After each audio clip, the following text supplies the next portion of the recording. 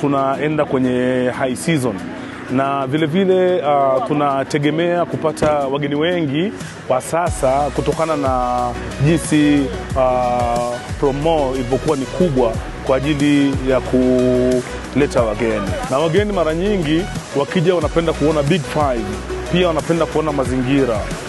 Na vile vile upande wa barabara Ngorongoro Conservation kwa kweli wamejitahidi kwa kiasi kikubwa mno.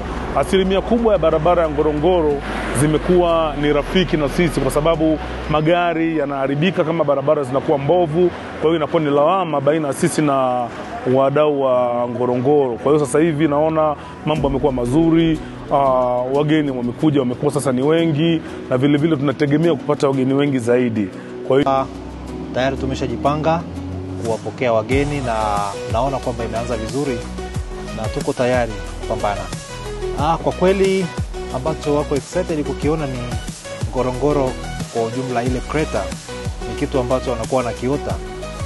Sasa wanapofika kule huwa hawana taarifa au idea kwamba kuna wanyama wengi kiasi kile wako kwa pamoja na wanaishi. Ni namna gani maisha yanakuwa ni mazuri sana kule ndani.